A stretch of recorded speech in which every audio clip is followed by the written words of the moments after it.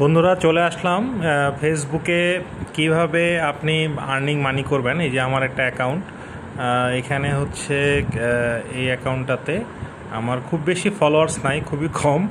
তারপরও হচ্ছে যে প্রোফাইলে কিছু ইস্যু তো অবশ্যই আছে, তারপরও আমার কিছু স্টার মনিটাইজেশন সেট আপ ছিল, সেটা তো আছেই। তো এখন যে বিষয়টা আপনাদেরকে দেখাবো সেটা হলো হচ্ছে যে আপনার এই প্রফেশনাল ড্যাশবোর্ড থেকে আপনার যখন স্টার মনিটাইজেশনগুলো আসবে তখন আপনি এখানে কিভাবে আপনার যে সেট আপটা আপনি দিবেন।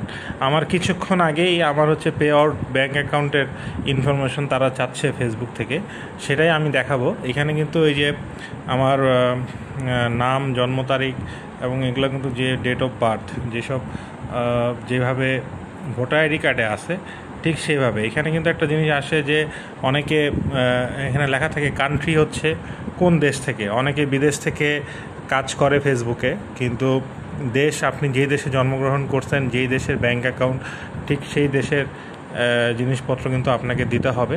তার মানে আমার কান্ট্রি কিন্তু এখানে বাংলাদেশ, এবং বিজনেস টাইপ কিন্তু এখানে ইন্ডিভিজুয়াল বা সিঙ্গেল মেম্বার। আমি যেহেতু জয়েন্টলি কোনো ব্যবসা ফেসবুকের সাথে করতেছি না, আমি ইন্ডিভিজুয়ালি করতেছি। এখন আমি এখানে নেক্সট দিয়ে দিব, এবং নেক্সট দেওয়ার পরে কিন্তু নতুন একটা ইন্টারফেস চলে আসছে।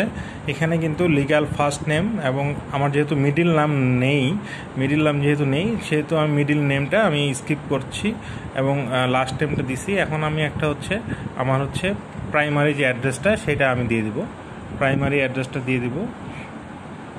প্রাইমারি অ্যাড্রেসটা কিন্তু অলমোস্ট আমি দিয়ে দিয়েছি। এখন সিটি, স্টেট এবং জিপ কোডগুলো আমাকে দিয়ে দিতে হবে। তো দেখেন আমি আসলে এখানে আমার প্রাইমারি যে অ্যাড্রেসটা সেটা দিয়ে দিয়েছি, এবং এখানে কিন্তু অবশ্যই আপনার একটা জিপ কোড লাগবে, ফোন নাম্বার, মোবাইল নাম্বার। এটা দেওয়ার পরে আপনাকে কিন্তু এখানে একটা আপনাদের টিন সার্টিফিকেট থেকে টিন নাম্বারটা দিয়ে দিতে হবে। এটা কিন্তু বাংলাদেশ সরকারের যে কোনো চাকরিতেই, ব্যবসা বাণিজ্যতেও, বিজনেসের ক্ষেত্রে এটা কিন্তু খুবই ম্যান্ডেটরি একটা বিষয়। টিন আসলে এখন খুব ইজিলি টিন করা যায়। আপনারা টিন কীভাবে করতে হয় এটা ফেসবুকে থেকে শুরু করে ইউটিউবে অনেক ভিডিও আছে, সেখান থেকে আপনারা টিন সার্টিফিকেটটা নিয়ে নিতে পারেন সেখান থেকে ভিডিও দেখে।